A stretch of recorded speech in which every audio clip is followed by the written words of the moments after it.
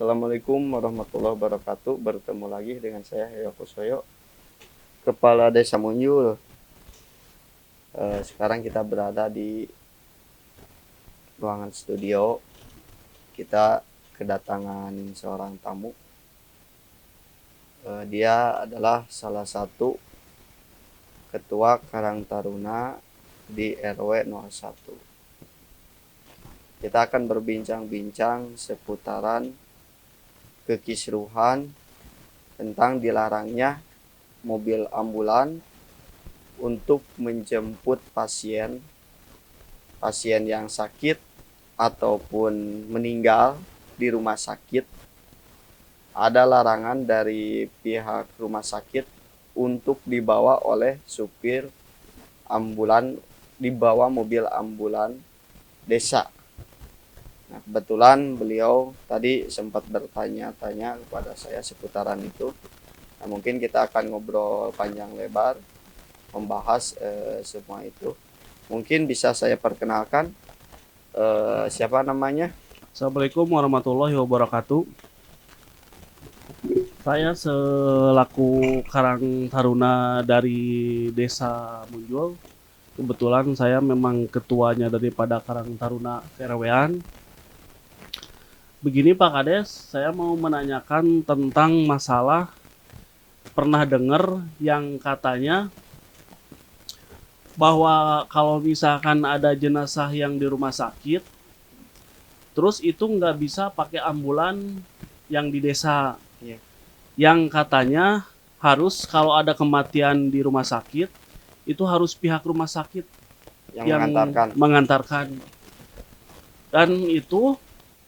Dan memang harus dikeluarkan biaya juga Iya. yang Ya. katanya 350. Sampai sejauh mana yang katanya memang harus bayar, sedangkan masyarakat aja katanya kalau misalkan untuk segitu mungkin merasa keberatan. Oh iya ya. Nah, oke. Eh, Baru beberapa hari ke belakang, Pak Kel, itu sekarang lagi viral. Bahkan di medsos juga ada pernyataan dari Dirut. Sekarang itu sudah membuat pernyataan Dirut dan menegaskan dan membenarkan bahwa di rumah sakit RSUD Kabupaten Cianjur itu ada SOP, ada peraturan. Nah, yang saya pahami SOP tersebut dibuat berdasarkan peraturan, rujukan atau turunan dari peraturan. Benang merahnya SOP tersebut, tujuan dibuat SOP, setiap instansi itu ada namanya SOP, standar operasional prosedur. Ya, betul. Di desa pun sama ada. Yang membuat SOP itu siapa? Itu yang pemangku kebijakan di instansi terkait. Membuat tata tertib. Tujuannya apa? Benang merahnya apa? Tujuannya itu untuk memaksimalkan pelayanan terhadap masyarakat, supaya masyarakat itu merasa puas hasil pelayanan tersebut. Nah, sekarang yang jadi acuan dari Dirut Rumah Sakit Cianjur dasarnya juga sama. Tapi apakah betul ketika SOP tersebut dipergunakan atau dipakai, betul enggak sih? Masyarakat itu, pelayanan masyarakat itu, masyarakat akan merasa puas atau tidak merasa terbebani. Nah, ini benang merahnya. Emang banyak polemik kemarin, banyak gugatan-gugatan juga, dan mungkin saya juga sering dengar Pak Akel, di sisi lain kalau saya menyalahkan pihak rumah sakit, ya tidak juga. Tapi ketika kalau misalkan itu dipertegas, sama sekali tidak boleh dibawa oleh mobil ambulan, pasti ujung-ujungnya masyarakat akan merasa terbebani. Ya, pasti Nah, merasa keberatan. keberatan kan. Karena yang selama ini terjadi untuk fasilitas mobil ambulan di Desa Munjul, terutama kita berbicara ruang lingkup Desa Munjul ya. Ya, betul. Kalau desa yang lain kita tidak tahu lah. Tapi hampir rata-rata sama. Nah, kalau di Desa Munjul, saya mulai menjabat itu sekitar tahun 2020 bulan April. Selama hampir 2 tahun, sekarang bulan April, selama hampir 2 tahun masyarakat itu merasa puas dengan fasilitas mobil ambulan desa. Ya. Karena selama ini tidak pernah ada pungutan biaya. Pungutan biaya. Beda loh kalimatnya itu antara pungutan biaya dengan pemberian dari pasien tersebut atau Ya. dari keluarga pasien tersebut, itu bedakannya. Ya. Selama ini saya selalu mewanti-wanti kepada supir ambulan jangan pernah meminta karena sudah dipersiapkan oleh pemerintah desa. Nah, ada kekurangan. Hampir seluruh desa kekurangannya di mana? Tentang sebuah kesejahteraan atau hak atau gaji seorang supir ambulan. Ya, betul. Nah, yang jadi dilema itu Pak Kev. Karena gaji supir ambulan itu diperkirakan itu sisa dari pengelolaan ADD, alokasi dana desa yang dikeluarkan oleh pemerintah kabupaten. Ya. Jadi Pak Kev, kalau dikalkulasikan insentif supir ambulan itu diperkirakan per bulan itu hanya 750.000. Nah, dengan angka 750.000 coba dibayangkan bagaimana kehidupannya untuk mencukupi kebutuhannya. Sehingga kalau misalkan mentalnya itu lemah Ya. karena mengacu kepada penghasilan, sehingga berpikir bagaimana caranya untuk mendapatkan tambahan lebih. Nah, di situ ada beberapa desa berkolaborasi, dimungkinkan dengan para pengurus yang berada di rumah sakit. Nah, karena kenapa saya bisa bicara seperti itu? Karena bagaimana akan punya orderan kalau nggak dikasih Ya. dari dalam itu kan? Betul. Terus punya data dari mana? Nah, sehingga itu tidak bisa juga disalahkan para supir ambulan karena itu ada kerjasama dengan para pengurus yang berada di pihak rumah sakit. Ya. Kan gitu. Nah, sementara para supir wajar juga karena balik lagi tentang kesejahteraan. Tapi khusus untuk Desa Munjul tidaklah. Kita jangan sampai menjatuhkan marwah desa. Ya. Karena kalau di Desa Munjul saya sudah mewanti-wanti ke supir ambulan jangan sampai ikut-ikutan sama orang lain untuk ngetem di rumah sakit, karena itu melanggar kode etik. Kalau menurut saya itu kode etik, karena jangan sampai ada permasalahan yang berbenturan dengan aturan. Nah, berbicara tentang masalah sebagian supir ambulan desa yang selalu ngetem, yang selalu jadi kontroversi itu. Nah, sehingga pihak rumah sakit mungkin direkturnya itu berpikiran akan menertibkan. Nah, dengan cara akan menegaskan lagi SOP. Yang jadi dilema ketika SOP tersebut dilaksanakan, selama ini masyarakat ini sudah merasa puas dengan pelayanan mobil ambulan desa. Ya. Bayangkanlah, ongkos dari rumah sakit membawa jenazah ke Desa Munjul aja di angka kurang lebih sekitar 400.000 atau 380.000. Ya. Nah, sementara menggunakan mobil ambulan desa tidak pernah ada pungutan. Nah, benang merah dari SOP tersebut, saya mendengar kutipan dari Direktur Utama Rumah Sakit bahwasanya kenapa SOP tersebut harus dilaksanakan, harus ditegaskan, itu serta-merta bertujuan untuk kepuasan melayani para pasien, karena itu kewajiban. Nah, sementara kalau berbicara lagi tentang angkutan mobil ambulan desa dan mobil ambulan rumah sakit, apakah betul masyarakat itu akan lebih puas dilayani oleh atau diangkut oleh mobil ambulan rumah sakit dan harus bayar 380.000, ataukah merasa puas dilayani ketika memberikan kebebasan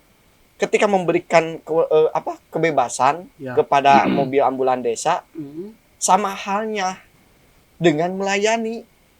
Itu masuk ke kategori kalimat seperti itu. Nah, ini sekarang menjadi polemik. Bahkan banyak desa-desa yang akan menggugat kepada kebijakan Dirut. Nah, mungkin yang akan jadi bumerang. Oke, kalau menurut saya, Pak, kalau misalkan SOP ini akan ditegakkan, harusnya sebelum membuat keputusan yang akan disampaikan hanya sepotong. Kenapa sih kita duduk bareng, kita koordinasi, sosialisasi, sehingga kalau di agama mah namanya itu tabayun. Ya. Artinya tabayun itu musyawarah. Musyawarah. Musyawarah kan untuk Ya, mufakat. musyawarah. Ya, betul. Jangan sampai kita mengeluarkan pendapat-pendapat hanya Sepihak. dari sepihak dan dari hanya satu sudut pandang saja. Apakah betul kenyataan di lapangan itu SOP itu dijalankan betul-betul? Masih tanda tanya sebetulnya. Iya. Karena pangkat seorang dirut, apakah tahu di lapangan seperti apa? Contoh, seperti saya kepala desa. Apakah saya tahu polemik atau ada permasalahan di ke-RT-an di luar lingkungan dekat rumah saya? Kan tidak. Ya, betul. Perlu ada penelitian, terus perlu ada tabayun, terus ada musyawarah. Nah, saya setuju kalau misalkan betul itu rumah sakit mau mengambil alih untuk mengantarkan pasien yang sakit, yang sudah sembuh, diantarkan harus oleh mobil ambulan rumah sakit, ataupun mengantarkan jenazah harus oleh ambulan mobil rumah sakit. Oke, gak jadi masalah. Nah, sejauh mana kepuasan pasien atau keluarga pasien ketika Tapi gini, Pak Lurah, ya, maaf saya potong dulu. Ya. Kalau untuk berbicara masalah diantar nggak diantar, mungkin itu memang sudah menjadi kewenangan dia. Tapi kalau misalkan masalah keberatan, apalagi kalau misalkan memang dianggarkan yang tadinya biasa, kalau misalkan satu desa atau misalkan di desa itu ada yang meninggal, itu kan mungkin nggak tahu kapan atau misalkan lusa, itu kan mau diberlakukan. Dan saya nggak kebayang, Pak Lurah, kalau misalkan memang itu diberlakukan, bagaimana gitu kan, apalagi itu kan memang harus pakai biaya. Oh, berarti kan kuncinya ada di biaya. Nah, karena masyarakat itu terbebani oleh biaya. Ya. Kita kan lagi dapat musibah. Sedangkan kita keluar ke rumah sakit aja, sebenarnya orang kan nggak mau. Terus pas begitu ada musibah, sekarang dibebankan untuk nganter dari rumah sakit ke tujuan tuh harus bayar. Saya nggak kebayang apa jadinya, maksudnya tuh kok bisa seperti ini gitu, Pak Lurah. Ya, mungkin ini nanti bisa didengar oleh Dirut, ya, Direktur Rumah Sakit, sehingga bisa membenahi lah. Ya, kalau misalkan mau tegas ya silahkan, mau tegas mau diberlakukan. Ini salah satu suara dari masyarakat juga. Ya. Masyarakat kenyataan di lapangan seperti ini. Nah, terus berkaitan dengan masalah mungkin konteksnya itu banyak keluhan dari para pelaku kesehatan atau pekerja kesehatan. Emang betul, saya pun mengakui ada beberapa bagian desa yang tidak menggunakan etika. Etika apa? Contoh standby di rumah sakit, kompreng lah bahasa nama kompreng. Tapi tidak bisa disalahkan 100% juga kan. Nah, bahasa ngompreng ini ya silahkan aja. Cukup hanya di situ saja yang ditertibkan. Bikin peraturan siapa yang ngompreng di rumah sakit, laporkan. Karena telah melanggar etika, contoh. Tapi di sisi lain, ketika kebayang gak nih, ketika ini diberlakukan, mobil ambulan rumah sakit itu ada berapa sih? Apakah betul akan tercover? Ya, akan memadai apa akan tidak? Memadai gitu, atau tidak? Apa kalau misalkan memang di sini ada yang meninggal, di sini ada yang meninggal gitu kan? Saya rasa kalau masalah memadai, bisa memadai. Cuma berkaitan dengan kesehatan ataupun musibah itu, Yang perlu diperhatikan itu adalah jeda waktu. Ya. Harus serba cepat. Nah, kalau misalkan di rumah sakit mobil ambulannya hanya 5, terus apakah mampu mengcover seluruh desa Ya. si Kabupaten Cianjur? Gak kebayang kan? Ya, ya, ya. Maaf, ketidaksetujuan atas kebijakan Dirut Rumah Sakit Cianjur itu beda halnya dengan pemrosesan jenazah COVID-19. Itu di luar. Kalau saya pribadi itu setuju ketika tidak menggunakan, itu berkaitan dengan tentang kesehatan dan keselamatan seseorang. Tapi kalau misalkan ini diberlakukan untuk umum, ini yang akan jadi beban untuk masyarakat. Nah, mungkin perlu dikaji kembali oleh Dirut Rumah Sakit, benang merahnya itu di mana. Kenapa tidak mengundang perwakilan para kepala desa untuk merumuskan permasalahan ini? Jangan hanya, apalagi kalau hanya mendengarkan kabar sepihak, Ya. ngeri saya.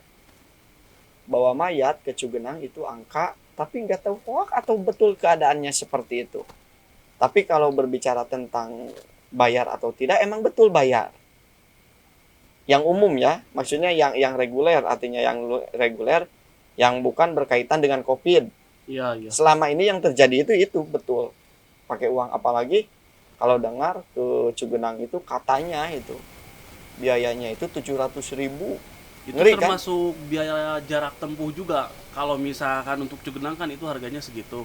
Ya mungkin saja. Tapi bagaimana kalau misalkan memang jarak tempuhnya lebih jauh? Ya kalau misalkan nanti ke Jampang mungkin bisa saja sampai 1,5 juta atau 2 juta. Ngeri juga ya kalau misalkan memang terjadi ya, seperti ya itu. yang lebih ngeri lagi pakai ketika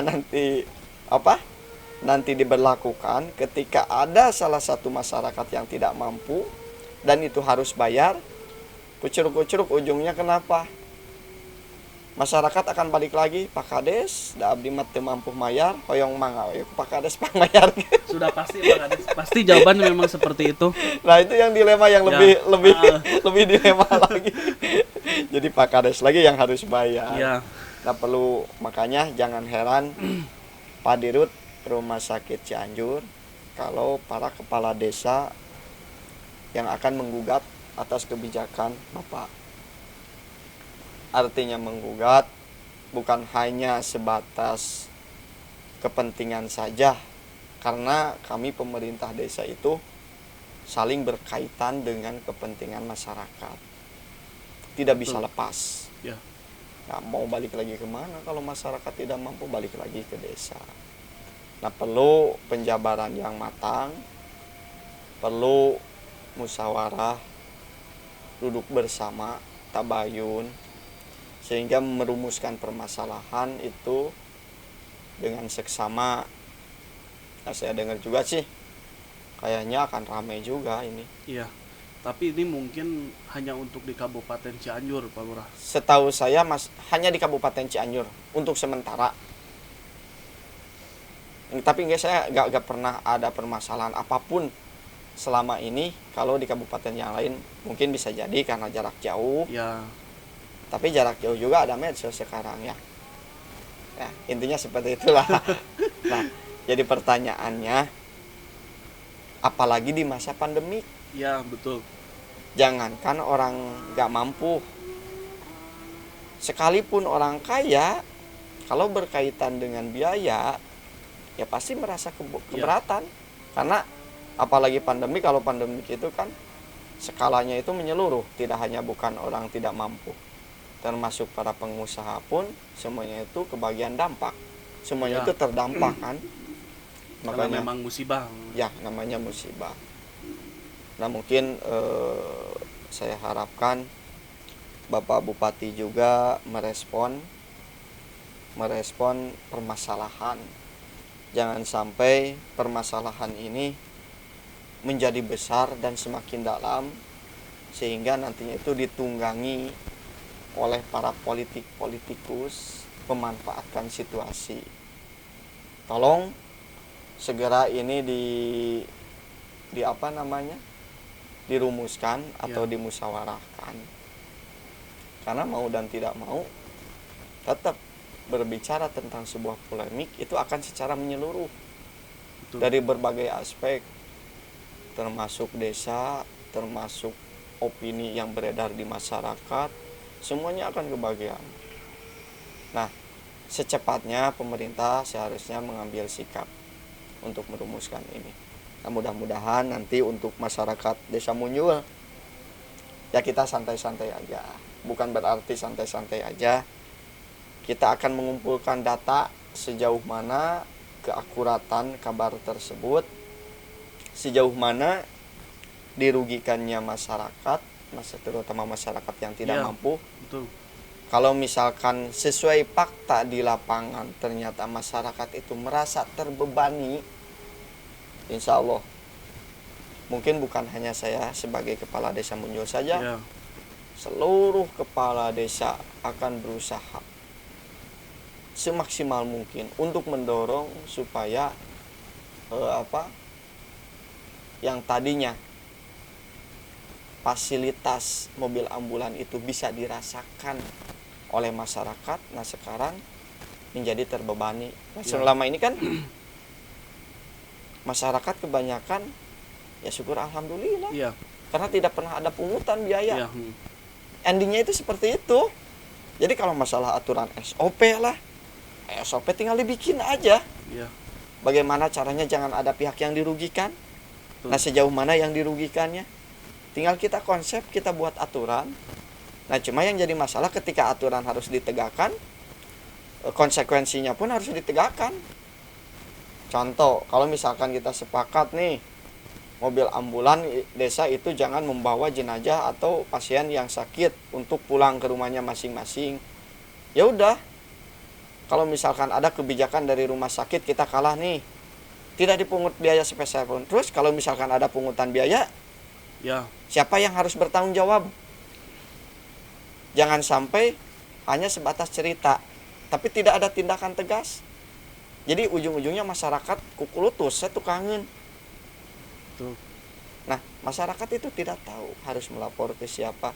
Ketika kerugian yang dialami, ya cukup paling bisa ngomong, bisa ngobrol di belakang, cuma ngomongin di belakang, karena ya begitulah. Tapi mudah-mudahan sih, saya berharap permasalahan ini ada titik temu, jangan sampai berlarut-larut sehingga menjadi bola api yang besar, sehingga nantinya itu akan merembet ke berbagai arah. Jangan sampai seperti itulah. Tolong sikapi permasalahan ini, dan semua dari pihak pemerintah pun harus respon supaya ini cepat kelar. Jangan sampai betul-betul kita memperjuangkan untuk hak masyarakat, tapi di sisi lain adalah berbagai oknum yang mempunyai kepentingan pribadi ataupun golongan, sehingga akhirnya jadi meluas.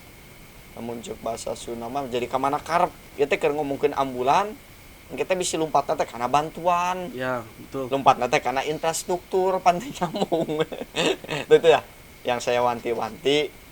Semoga rekan-rekan kepala desa juga kehati-hatian dalam langkah kita juga perlu, dan memperjuangkan hak masyarakat pun itu lebih penting dan lebih perlu. Nah, mudah-mudahan nanti bisa podcast ini menjadi dasar masyarakat tidak terkejut ketika mendengar kabar permasalahan tentang mobil ambulan. Insya Allah saya akan perjuangkan. Jangan sampai masyarakat terbebani.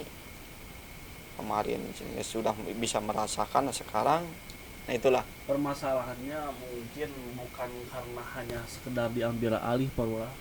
Ini yang ada nominalnya ini. Yang ada nominalnya yang memang yang paling berat gitu kan. Kalau misalkan ini nominalnya itu tetap diperkuat dan harus dilaksanakan, sesuai SOP ataupun ada menu sesuai menu, berarti itu murni ekonomi. Ya. Itu kan? Iya benar. Perlu dipahami. Silahkanlah tafsirkan oleh semua pihak. Ya mudah-mudahan kalau saya mah harapan saya gitu ya, untuk membangun Kabupaten Cianjur, kita itu harus bersama-sama memahami situasi dan kondisi di lapangan yang sebenar-benarnya di lapangan.